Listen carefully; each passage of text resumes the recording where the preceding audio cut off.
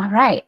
Hi, everyone. Welcome back to the QueerCME Podcast. I am super excited to welcome us on today, who is I heard about you from one of my partners.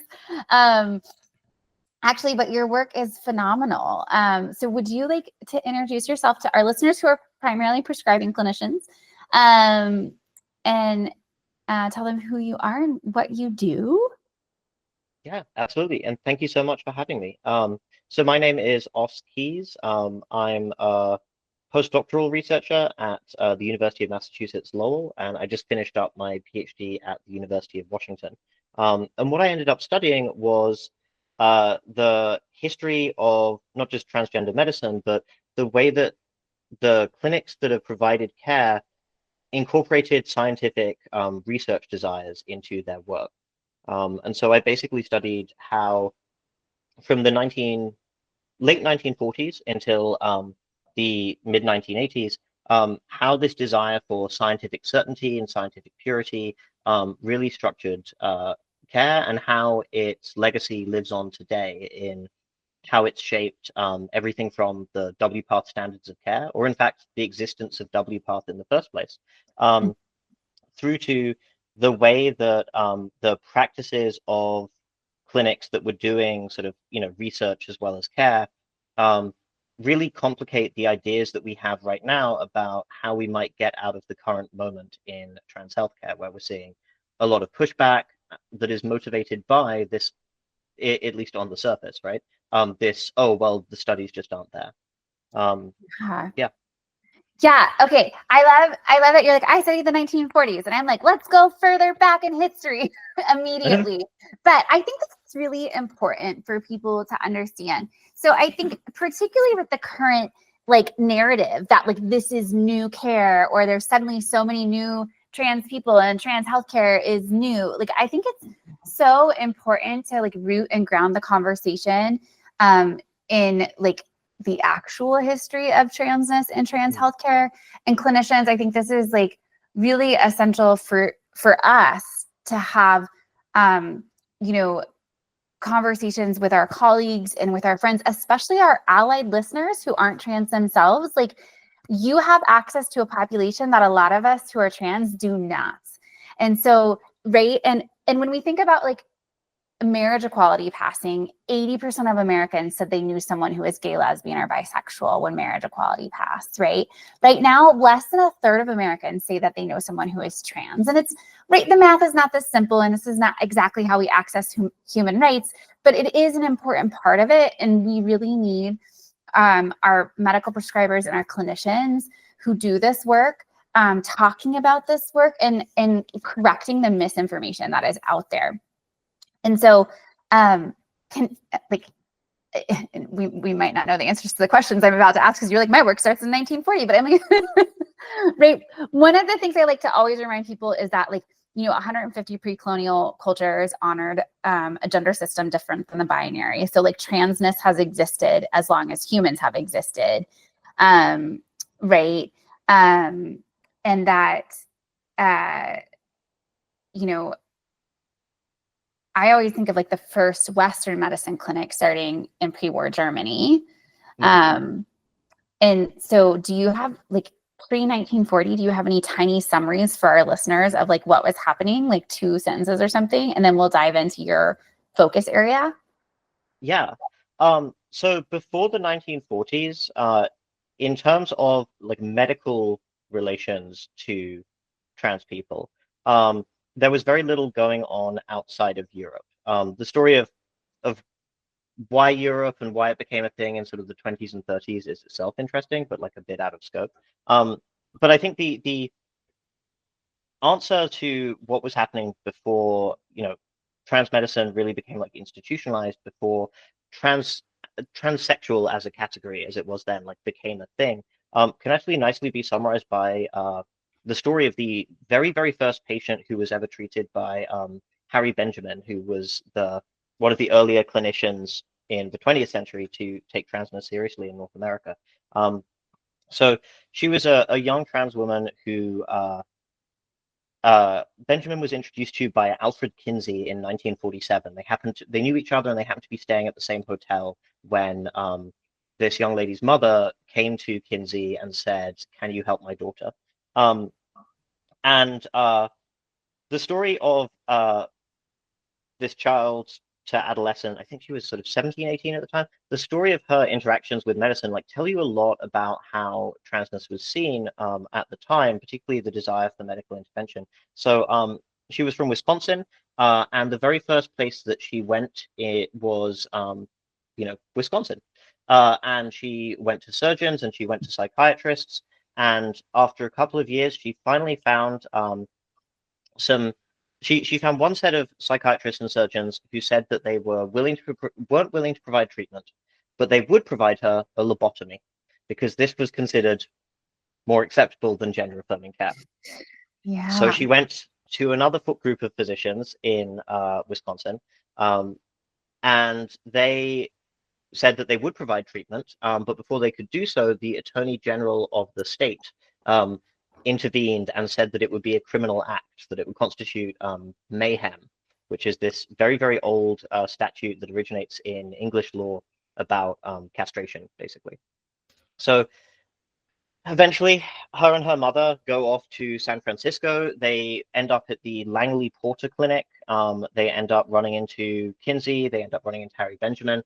And Benjamin spends years of his life and years of her life referring to her to psychiatrists and surgeons. She goes to Carl Bauman, who is a psychiatrist at Langley Porter, and he's sort of like all over the place. Benjamin finally gets a surgeon in Chicago, a guy called Max Thorek, who's now famous as pretty much the founder of modern plastic surgery, or modern surgery, really. The International Surgical Society Museum's library is the Thorek Library. Like, that's how big of a deal he is. And he was willing to provide treatment, but before he could do so, it became clear that hospital administrators wouldn't, let him go for it. So eventually, Benjamin is like an interesting guy. He's got contacts in Europe. He's originally German, and he sort of knows basically everyone, directly or indirectly. And so eventually he manages to find a surgeon who, will provide treatment and this is my personal favorite thing, in Sweden. Yes. Okay. She has to go all the way to Sweden from Wisconsin, and she finally received some treatment in 1953. Okay. So this is 6 years later. And so that's sort of the state of play as of the 40s and 50s is, even if there are doctors who are interested or encouraged or like sincerely have a desire to help patients, your best case scenario is likely that they are inaccessible. Your next best case scenario is they're interested, but there are administrative reasons or legal fears, and so they can't. And then your next best hope after that is that they're not interested, but are willing to lobotomize you. And that's sort of the range of options. Right. I think that's so interesting. And so one day we'll do another episode where we talk about the 20s and 30s and trans healthcare in Europe back then. But just again, listeners, I like to remind people when they talk about this care being new that, right, there was a clinic in 1919 in Germany for trans and gender diverse people. And so this care is not new. And I also, I find it so interesting what you're saying, because it's paralleling so much what's happening right now. We're seeing so many administrations and institutions prevent their clinicians from continuing to do gender affirming care, right? So there's so much over compliance and early compliance with bans and regulations and that oh fucking hell. Okay, hold on, roll with me for a second. The executive order that came out around pediatric trans healthcare, right? That is not a law, not a regulation. It was like basically just a statement. Right. But that doesn't hold like legal weight. Right. How many institutions we saw, one, like before that executive order itself went into effect, two, before the right, the departments that actually have to enact it like have released anything. Right. We've seen so many of the like larger institutions like Children's Hospital Los Angeles and right, surgery at Seattle Children's, like all like right, all of them have like been like, oh well, we have to stop. Administrators have been like, you can't do this right now. Yeah, and that's definitely something that characterizes particularly the sort of like 1940s, 1950s, early 1960s era of trans healthcare in the United States. But interestingly, like the historical resonances don't stop there. So one of the things that I guess I'm excited to talk about, if you want to hear about it, is the resonances between what happened after that and some of the responses that we're seeing from people who think of themselves as allies or from doctors who do provide this care. So during at this moment, we see a lot of people who are opposed to trans healthcare framing it as it's about the science. There just aren't enough longitudinal studies. And so I see a lot of like very well-intentioned, acting in good faith people, including a lot of clinicians and researchers in this space, saying, oh, well, then we should just do those studies, right? Like, let's structure trans healthcare to provide that kind of scientific data. And one of the interesting things about this is that it's not new. It's actually very, very old. So I mentioned that trans healthcare until sort of the mid-60s looked like, you know, if you're lucky, you can find a private surgeon who will take you if the hospital administration hasn't caught wind of it. So for doctors and patients and family members who were in this space at the time, this was understandably deeply frustrating and in many cases tragic, right? And so they had this hope, which is, what if we do these scientific longitudinal studies? What if we make it clear to people that this helps using scientific data? Surely then people will accept trans healthcare. That will become a thing. And so beginning in the mid 1960s, you get a range of clinics, which are known as gender identity clinics, springing up around the country, beginning with, and most famously, Johns Hopkins, which was actually, interestingly, not the first clinic, but it was the first clinic, or the first clinic in North America, but it was the first clinic publicly announced, right? And these clinics are kind of like one-stop shops for gender-affirming care, and they are almost exclusively at university hospitals, and neither of these things are a coincidence. They're not designed solely or even primarily as spaces of care. They're designed as spaces of scientific study. The idea is that, yeah, they'll provide treatment, but they'll provide treatment in exchange for patients participating in these kind of long-term follow-ups, in exchange for patients being the subject of study. So sometimes this was, we'll say, not well-intentioned. There's a guy called Richard Green, who is kind of famous and infamous in this space at the same time, who straight out said that he got involved in this because if Christine Jorgensen could get on TV with it, he didn't see why he couldn't make a career out of it.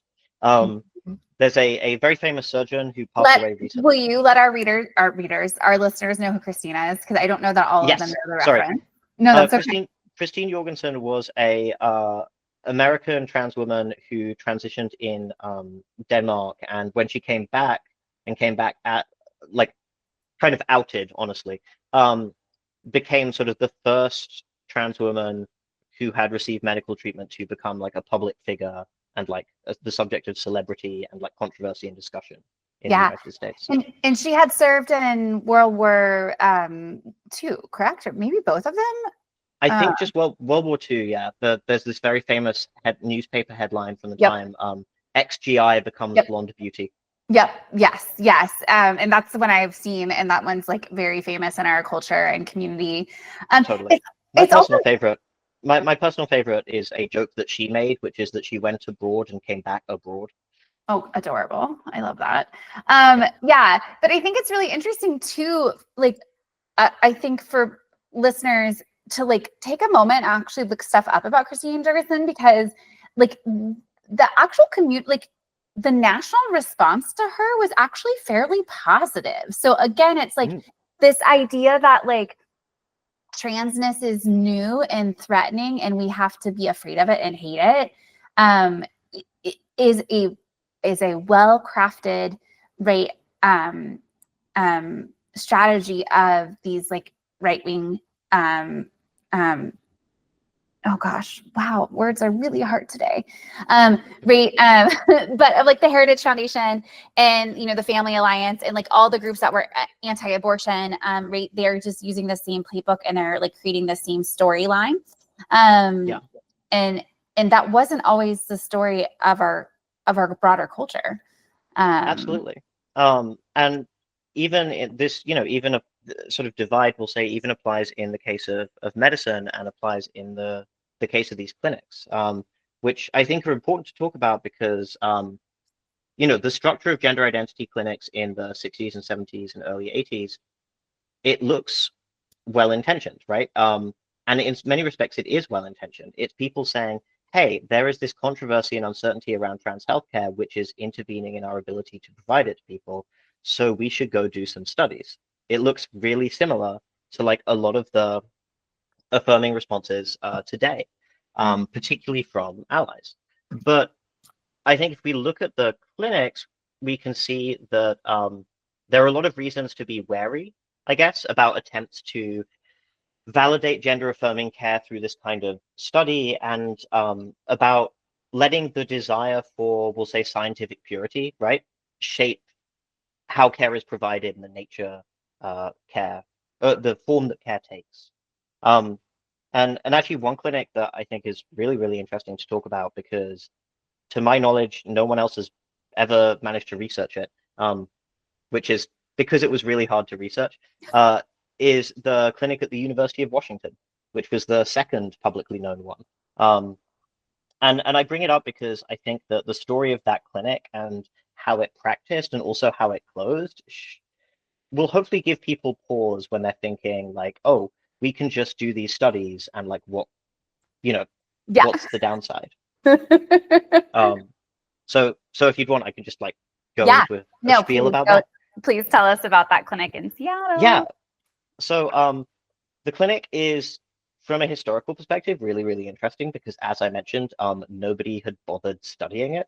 And the actual, like, so when I started my research, the only things we had about it were that they'd published, I think, 3 papers in the early 80s and a book chapter. And as of me finishing my project, we now have oral history interviews with all of the living clinicians and nurses and secretarial staff and like half of the living patients. Um, I've reconstructed half of the patient's medical, like original medical records, and a 16mm documentary film that was the first and oldest like documentary of a gender identity clinic in the United States. Very cool. It was a really fun experience. At one point, I did have to solve the mystery of DB Cooper. That is not hyperbole. But the interesting thing is not sort of what I did, but what I found. So the clinic was started in 1967, 1968, depending on how you count it. And it was started by, well, it depends who you ask, is what I'll say. But it was started officially by a team led by a guy called John Hampson. And Hampson is a really important figure in this history, kind of not by accident, but sort of like incidentally. He's not someone you hear talked about, because John Hampson, John Money, and Joan Hampson, who like John was the husband of, were the authors on the paper that defined gender identity as a concept. So when they were all at Hopkins, they were professors there. They wrote these papers, and then the Hampsons and Money had a falling out so strong that they wouldn't talk to each other, and the Hampsons moved to Washington State. Great. As you do. I love this like historical gossip. There's so much historical gossip. Like I did 175 interviews for this project, and none of those interviewees who had met John Money had anything nice to say about him. Anything. No. That like makes me like think about my career slightly differently. I'm like, okay, you should make a career for yourself that when the historians interview the people who saw you, they talk about how great you were. I mean, I feel like you'd have to actively try to be as mean as to be as like unreliably annoying as John Money. One of the people I interviewed described him as someone who could pick a fight with a brick wall and lose. Just no one had anything nice to say. But given the choices between being in Washington and being in an office next to John Money, the Hampsons picked Washington. And while they're out there, John Money founds the Hopkins Clinic, and whether it's because John Hampson already has connections to the sort of like LGBT movement because he's doing work with the Dorian Society, which is one of the early homophile organizations in the US, or it's because John Money got in the New York Times, so he should get in the New York Times. He ends up trying to start this clinic, and it's him, a couple of psychologists, an anthropologist, a gynecologist, plastic surgeon, urologist, and unlike they have something that is unique to their clinic that none of the other clinics have, which is that treatment for the patients is free. In fact, it's paid for by the federal government. Okay. So UW was the home of one of the network of centers called clinical research centers, which were big NIH grants where the idea was we provide like the catch-all infrastructure for medical research, and the university decides on the projects on its own time. So if a project was part of the clinical research center, all of the surgical costs and all of the nursing costs and all of the hospital bed time and everything was paid for by the federal government. Wow. And that's where we get, interestingly, kidney dialysis. The development of hemodialysis comes from the UW Clinical Research Center. And the CRC also accepted what was then the Transsexual Research Project, right? But what was generally known as the Gender Identity Clinic as part of its, stable. And the idea was that they would provide treatment to patients, and in exchange, patients would check in regularly and reliably for like further evaluations. And after about 10 years, they'd be able to answer the question in the long term of like, does access to gender affirming care help trans people? And so on the surface, perfectly fine, acceptable project. But in practice, there were a lot of complications and a lot of both bioethical and scientific, I think, problems, some of which stemmed from the desire for sort of caution and conservatism and certainty and the desire for research, right? These doctors wanted the research data so that they could demonstrate that the treatment worked, but they were also pretty conservative, both, socially as people, I think, but also in the sense of they didn't want to draw like flack. To the point where when they were interviewed by the Daily, the UW newspaper, they wouldn't actually give their names. They were all like an anonymous psychiatrist. And one of the things that they required patients to sign was a disclaimer saying that they would not participate in like TV or film interviews or otherwise attract notoriety. Like they made not talking to the press a condition of treatment. And that wasn't the only condition of treatment that they, included. Patients had to be, again, out of a desire for scientific data, but also out of a desire to like minimize controversy. Patients were really, really extensively studied and tested.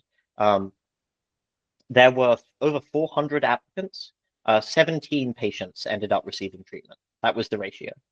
And to get to receive treatment, patients had to fill out every psychiatric test under the sun, including some that I had to, that don't even have Wikipedia articles because they're so rare and obscure.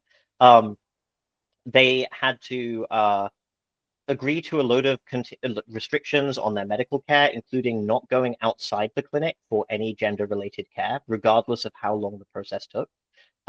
They had to agree to live within 300 miles of Seattle. All of these restrictions. Some patients were interviewed in front of entire classes of students in auditoriums.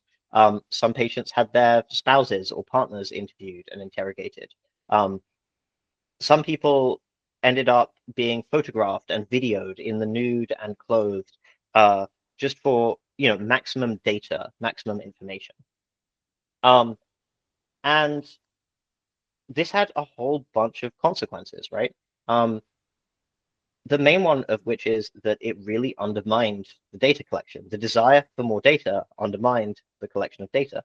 So if we look at the follow-up studies that were done in the 60s, 70s, 80s, one of the things that we see is all of them said that gender-affirming care helps patients.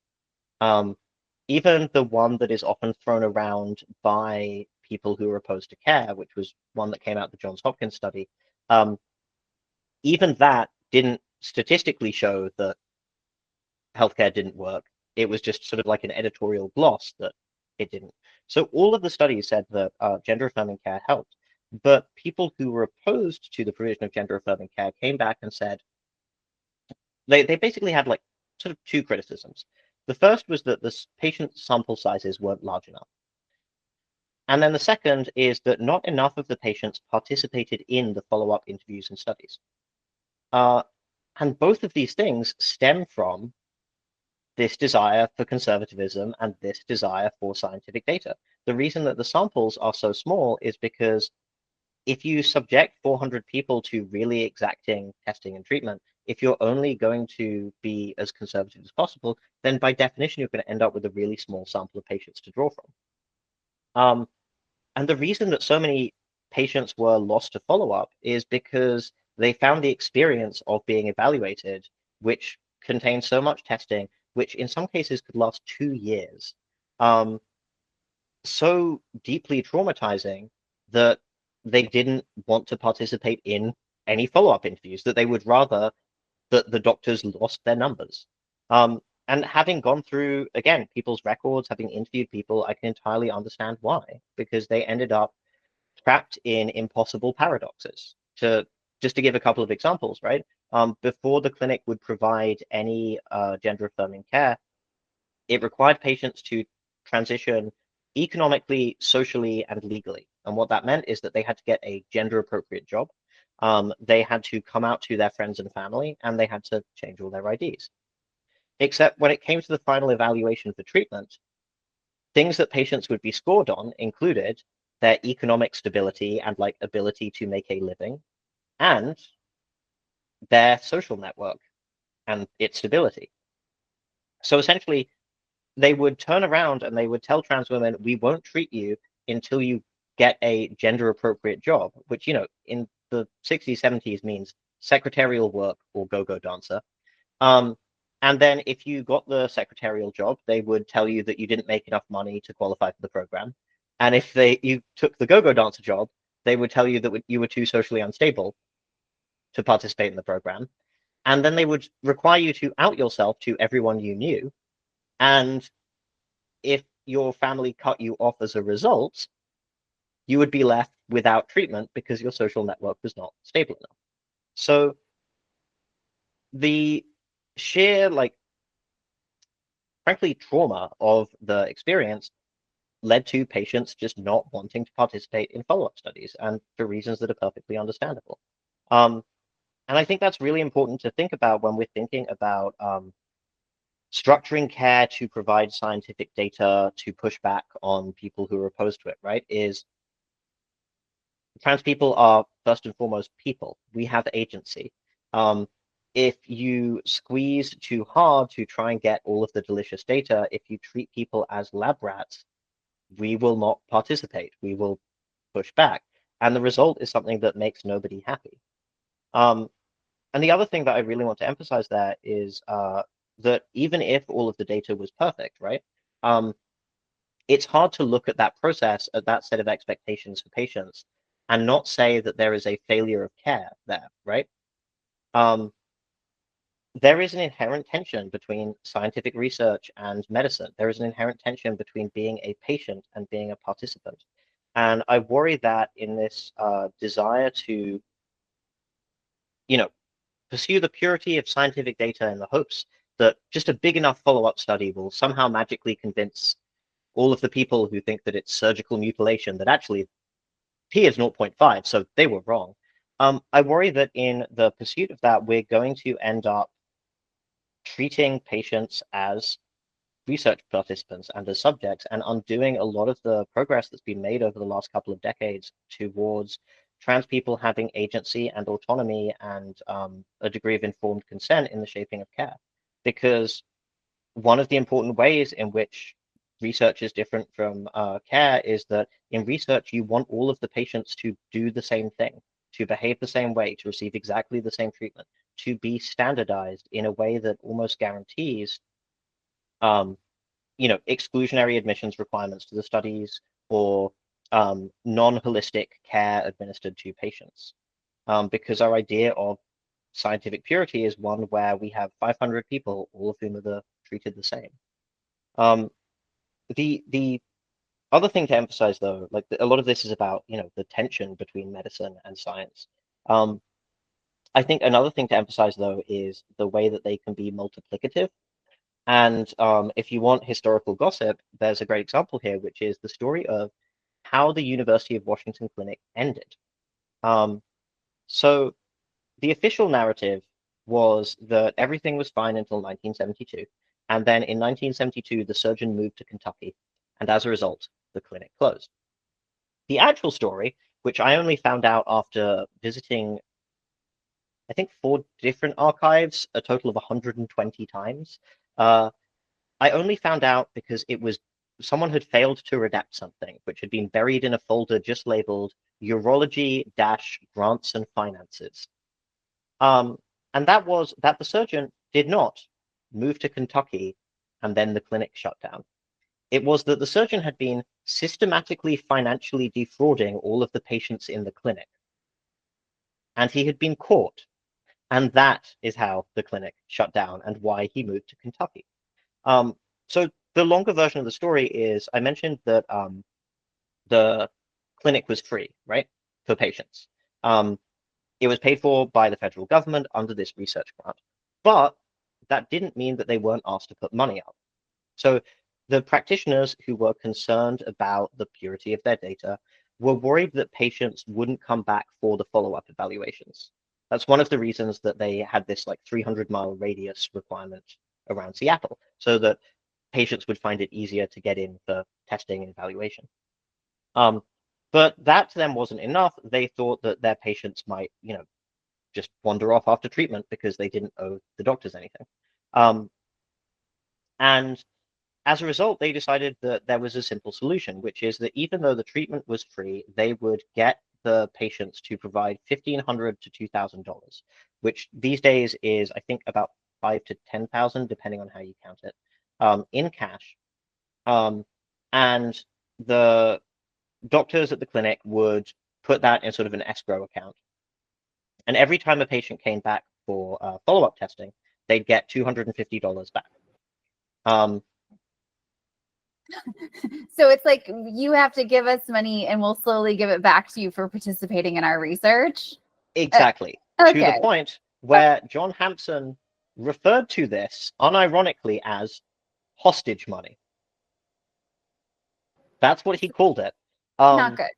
He later his description of it then ends with legally we're all right, but ethically I don't know, which is just an incredible sentence to hear from a doctor who has a load of patients under his care. I'm so sorry. Legally we're all right, but ethically I don't know. It's ironic in some ways because it is like the opposite of the situation we're in currently, where I am like, right, ethically I am all right. ethically continuing to prescribe gender affirming care, like life-saving, medically necessary, evidence-based care is the ethical thing to do. But legally, I'm not. I'm not okay. Yep. But Hampson said, even Hampson had ethical questions about this hostage money proposal, but he still did it, and he still put it through. And so before patients were able to be treated, they had to provide this money, and then it would be given back to them in dribs and drabs. And originally, the account that it was stored in was run by the Grants and Contracts Office. But pretty quickly, they went, no, thank you. We do not want this headache. Because, Grants and Contracts is used to, the NIH gives us $1 million, and then we send chunks of that to suppliers. Not, here's an account that's not tied to a grant, and random people will send checks into it, and then we will write smaller checks out to those same people. So they threw a fit and insisted that the surgeon, J. William McRoberts, administer it himself because they didn't want the headache. And so he administered it, and for the first few months at least, it worked perfectly well. Patients would donate the money, would give the money over. Patients would receive treatment. They would come back for testing and interviews every few months after treatment, and they would get their checks back. Except what you have there is a bank account where people put money into it, but only one person knows how much money is in it. And as long as there's only $100 to $250 in it, whenever someone sort of comes a knocking, and as long as they keep taking patients, no one would ever know if money was missing. Like, it's a Ponzi scheme. What I just described is a Ponzi scheme. And so he gets this job at the University of Kentucky, and I don't know, the department admin or someone is cleaning out his office. And when they do so, they run into the bank account records, and I don't know the precise pathway, but it ends up landing on the Dean of Medicine's desk, who promptly flips his lid because McRoberts, the surgeon, had spent patients' escrow money, which was meant to be, held in trust in an account called the Urology Research Fund, had spent it on things including first-class plane tickets to New Orleans, the latest Merck manual, a diploma holder, and a rug for his office. Okay. Which is like that I almost had some empathy because I fly first class, which has a lot to do with accommodations for my neurodiversity. But then I was like, but wait, you can't spend people's money that you're holding in trust on anything. It doesn't matter what you're spending it on. You're not actually allowed to spend it on anything because it's not your money. It's not your money. Exactly. It's not your money. Yeah. And that was sort of my first reaction. My second reaction was also just be depressed about how boring some of those things are. Like, if you're gonna commit fraud, a Merck manual, really? You can't poke the department chairman and ask if there's any institutional funds to buy books for work.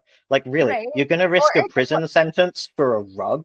Yeah, if I'm gonna embezzle money, what do I actually want to buy with it?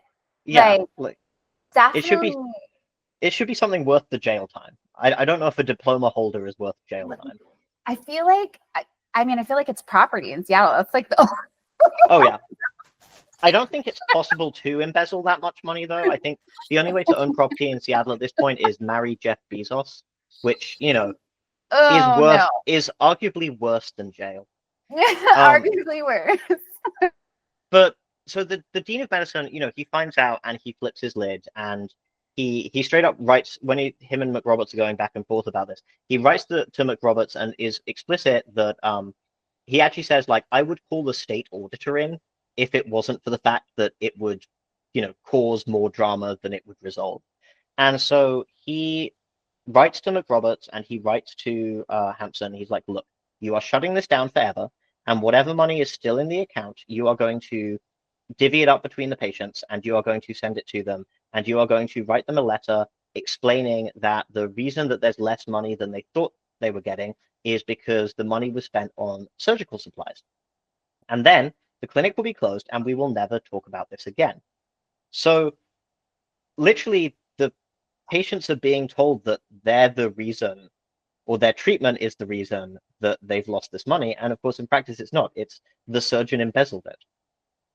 And, this is both interesting historical drama, although it's not that historical because McRoberts is still alive.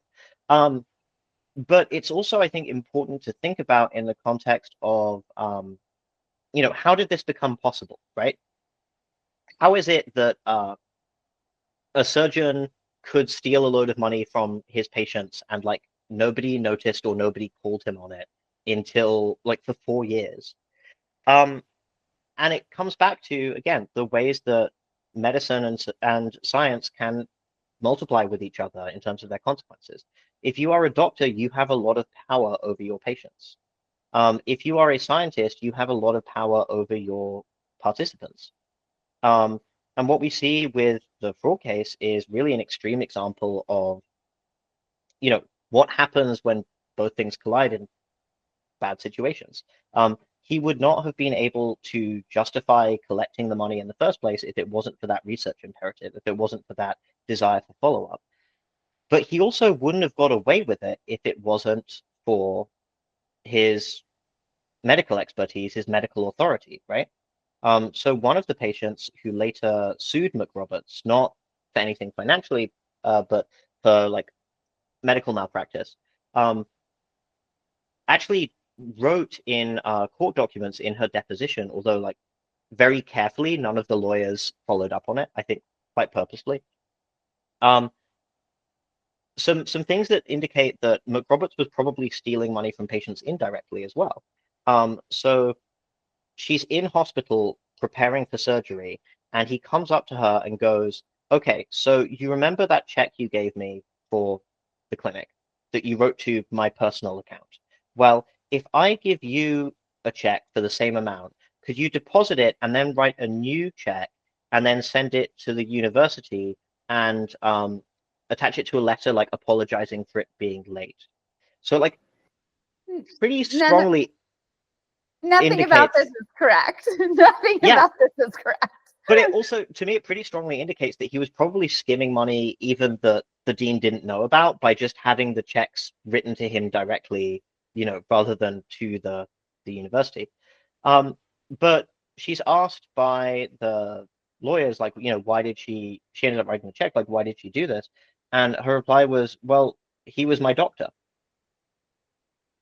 Like, and that's what it was about. This is, on the one hand, like a kind of extreme story of like malfeasance and gossip. But it's also a reminder, I think, that even setting aside the biomedical and bioethical concerns of treating people as subjects or the scientific concerns about treating people that way, there is a real risk that comes from having the role of doctor and the role of scientist, resting awkwardly on top of your heads, or from having the role of patient and participant on top of yours, which is that a lot of the times, either of these patient participant positions can be very disempowering. When you have both, it is very, very even easier for bad actors to slip through. And my worry isn't so much that, someone will set up a longitudinal study of trans healthcare and steal from their patients. It's more to encourage people who are thinking about like, well, what if we do more studies? What if that helps? To think about how different, like if you're a scientist, how different do you think your participants' answers to consent forms or willingness to ask questions is going to be if your name is also the one on the prescription bottle? And if you're a doctor, this is so, I like want to make sure our listeners heard you, because this is so important, because we get asked all the time. I get, through like listservs or directly asked, like, hey, can you ask your patients to participate in this study? Hey, can you let your patients know about this study? And I, like, same as you, well, I'm a cynical cunt, so maybe maybe I don't actually think people are well-intentioned with their desire to research, but I hold hope that they are. But I think similar to you, well, not similar, but like, I worked in the field of addiction medicine, and the amount of like abuse of patients that I saw by providers. Like this story, right? This story doesn't shock me. I feel like for a lot of my colleagues, this story about this doctor stealing money from his patients is going to be so shocking to them. And they're going to be like, how could any of my colleagues possibly do this? Right. But like, let me remind everyone, I was like sexually harassed by my attending during residency. Right. And then I worked in addiction medicine where like there was a provider who was both a prescriber and attorney for patients who had personal injury lawsuits. So he managed their pain medicine and their lawsuit, because that is legally okay, but ethically questionable. Yep. Right. And so I got my job in addiction medicine because the provider before me had sexually assaulted his patients. Right. And so when you work with people that society does not care about, you can get away with doing horrible things. And your patients feel like they have to go along with you to do that because it's the only way they can access the thing they need. And so I think it's so important when we're thinking about asking our patients to participate in a study that we are, one, very transparent about like, what do we know about this study? Who is putting it on? Like, is this a safe study? Is this not a safe study?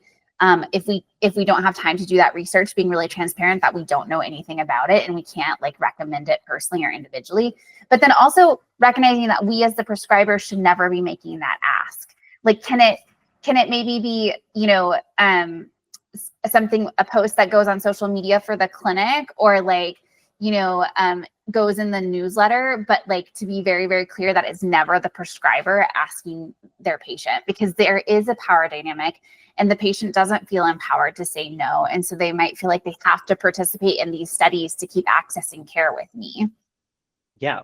And I agree. I think that goes double in cases where, you know, where the patients feel medically marginalized, where, you know, I mentioned one of the things I mentioned in the UW study was, this financial fraud, but it's hardly the only example in this space and in this time. I've run into at other clinics, right? Physicians dosing their patients with medication that they hoped would work as basically conversion therapy, and lying to those patients about what that medication was to get them to take them. There are physicians who decided that they weren't going to provide treatment for a patient beyond the like psychiatric testing, and then didn't tell the patient for 10 years because the data was so good. There's so many examples in this space, and I think it's one of the things that makes it so not just like, you know, ripe for malicious exploitation, but also ripe for like unintentional harms, for just you know, your patients, you know, maybe you're well intentioned, but like your patients don't want to say no to you because you're the only game in town, is this kind of sort of scarcity and unavailability. Like one of or in fact, two of the patients who I managed to track down who were part of that 17-person study, right? Two of them were Canadian.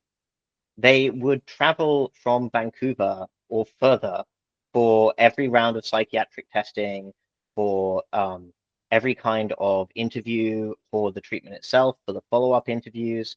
You know, they would do it because at the time there was nobody else. The next place after Seattle was Stanford. That was the next closest clinic. You could go to Seattle, Stanford, or Minnesota. And while things aren't quite that bad in trans healthcare right now, I think it is worth emphasizing the ways in which, you know, for a lot of patients, particularly otherwise marginalized or already marginalized patients, things are that bad, right? If Seattle Children's shuts down, like, yeah, there are more providers of pediatric gender affirming care now than there were 15 years ago, and there's plenty more fish in the sea. That's great, but the fish are on the other side of the sea. Like, you can't just fly out to Chicago for your hormone refills. That's not viable. Yeah, and so many clinics are stopping taking out of state patients because like they can't keep up with navigating what ban in what state makes like aiding and abetting, you know, a criminal charge. And they're really while there are more providers, there are not enough to absorb the volume of patients that are managed at some of these clinics, like Children's Hospital LA and SH, or, I feel like, I think even Boston Children's was like having some. Yeah, Boston Children's has paused new admissions, and it's not just the case for Boston Children's, right? So, Mass Gen is the biggest networked health provider in Massachusetts, and I've moved out here for my job after I graduated, and I moved 6 months ago, and within 3 weeks I'd been off to see the like RN, and she told me that she had read standard, but she can't remember what it was called in school. And I said it was probably the Standards of Care, Volume 7. And she said, "Oh, how do you know that?" And I'm like, "Because I've interviewed the person who wrote the Volume 1. Like, I know too much about this." But she referred me to the adult trans health clinic that's part of the MassGen system. And I left a voicemail, and a month later, they called me back saying that they are so blocked up that they can't even put me on the official wait list. Oh my But that God. they would call back when they could. That was November. Okay. So yeah, Yes. things are in provider terms, like, things are grim, I think. And so this kind of I think, like, this kind of structure, this sort of like one-stop shop for gender affirming care, I think it can prove attractive to providers as a way of like distributing the risk, distributing the uncertainty, particularly in this political moment. But again, it creates a lot of tensions for the patient. If you are talking to just as a example, right, from some of the historical work, but I'm sure that it's like still the case today. If your endocrinologist and your surgeon and your psychiatrist are all part of the same like group, and they work together and they discuss patients and all the rest, like, how comfortable are you going to feel telling your psychiatrist a thing if you're worried that they might tell your endocrinologist, who might decide to change your treatment, and there's nothing you can do about that because they're the only provider, in the county. I think if the UW clinic tells us anything, aside from do not trust surgeons called Jerry, which I feel like is a pretty good rule generally. I have a general rule of thumb, which is people named after cartoon characters do not get to anesthetize me and cut me open. I love it. But It's hilarious because earlier today I have to get on TikTok occasionally for the work, and the video that popped up when I pulled it up was like, "This is a public service announcement. Things that should never go in your vagina." And it was like Aries men, Geminis, J names. It was like amazing. But I think it's important to emphasize, like, one thing to remember here is, yeah, some of these people had bad intentions. A lot of these people probably didn't. Like, that's the thing, is it's easy to look at it in retrospect and say, like, what awful people. Some of them were probably operating with the best of intentions, but they were doing so in a way where they weren't thinking about power. They weren't thinking about what their patients wanted. They were thinking, they probably didn't frame it to themselves that way, right? They framed it as like, well, we're thinking about the long term, or we've got to stabilize this or legitimize it, or like address the controversy. But they didn't in the end. They, and that's a separate topic that maybe we cover a different time, since I appreciate we're almost at an hour, but they didn't stabilize it, as we can tell from right now. Scientific studies did not magically fix discrimination. But what they did do in the meantime is create some really unhealthy power dynamics, whether it was out of malice or out of ignorance, that did meaningful harm to patients. Like, there's just to close off, and these are kind of open questions as well as anecdotes. That patient who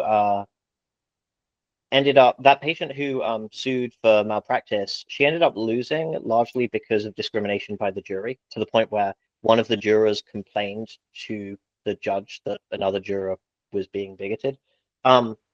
She ended up having to put on a second mortgage to her and her husband's house to pay for the lawyer.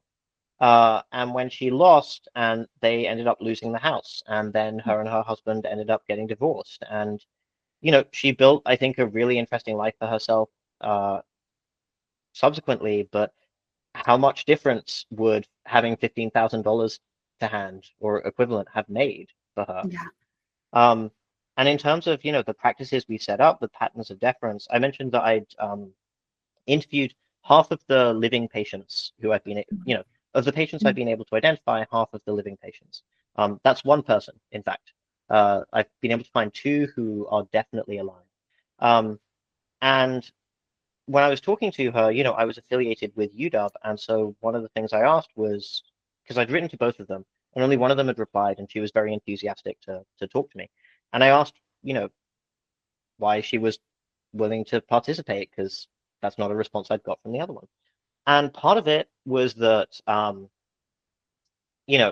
she wanted to intervene in or like provide some kind of perspective on everything that's going on right now.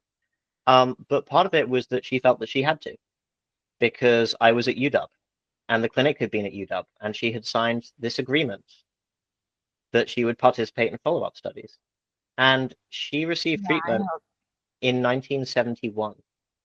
Yeah. All of these practices that were set up with the belief and the assumption that like trans people are unreliable, or trans people are crazy, or trans people can't be trusted to show up. And here's a patient who 50 years later is participating in a study because she still feels like she's obliged to. Oh my goodness. That's amazing. And I think it's so interesting. I don't even know that I knew we were going to talk about the power dynamics, but when researchers and healthcare providers are one and the same today. Like I don't, because we've talked before, but I love that that's what we talked about, because I think so much of my work centers the power dynamic between providers and patients. And that's when we're just the providers, not even the providers and the researchers. And so much of my work is about talking about this relationship and talking about this dynamic and finding ways to like flatten that power dynamic. I don't know that I believe it can be flattened in the system that we exist in, like in entirety, without pulling gender affirming care out of the realm of traditional medicine, and like making it available over the counter, which has some complexities in and of itself. But I do think this is like a big part of my life's work, and it's in my career. And it's really interesting because I get fourth year medical students from the University of Washington School of Medicine who rotate with me, right? And very, very sweetly, one of them asked me what one of their learning objectives, because I always have them write out learning objectives, was about shared decision making. And I was like, I think shared decision making is like should be completely thrown out. Like, I think it's a piece of shit. That was not the language I used exactly, but right. Like, I was like, and here's the thing, like we throw that phrase around all of the time in medicine, and we put it, like, we think of it as like, this is so much better than the paternalistic model of care we used to have. And I'm like, let me be very clear. I personally do not want to share decisions about my body with anyone. I want to make the decisions about my own body. I welcome your advice. I welcome your input. But when it comes to the decision making, the like active decision making, that will be me, please, not shared. And so I think that even this ideal model that we talk about and like promote in healthcare so often is still falls so short of actual bodily autonomy and of actually like pulling apart these power dynamics that exist so systemically and oppressively within the current healthcare system. So I love that that was the topic of our conversation today, because that is the thing I like chronically try to like bring to the forefront and start undoing with learning. So thank you so much for your time and your expertise and all of your knowledge and research that you shared with us. Where can our listeners, if they want to learn more about the history of trans healthcare, where can they hear more from you about the history of trans healthcare? Let's see. Aside from a couple of media pieces I have coming out, and this book that I have to finish, the I think most recent thing, which will also answer the question of how is DB Cooper involved in the history of gender affirming care, is a piece I put out in a magazine called Logics, which is Logic open parentheses S close parentheses. It's issue 21, and it's titled Beyond Trans Medicine, Beyond Trans Archives. Amazing. Oh, sorry, Beyond Trans Archives, Beyond Trans Medicine. Amazing. I will link if you want to share some of your, media pieces. I will link them in the little writing that goes under our podcast, so people can find you and find your work. And then maybe when your book is done, you can come back on the podcast and tell us more historical gossip, and we can then promote your book. That sounds wonderful. And yeah, and in the interim, I'd love to chat all the things that don't fit into the book as well, which include my personal favorite, which is how a network of radical feminist lesbians started an underground gender-affirming healthcare clinic in Boston in 1972. Okay, yeah, we have to have you back for that one. But thank you so much for today. Of course. Thank you. Okay, I will stop Okay. our recording.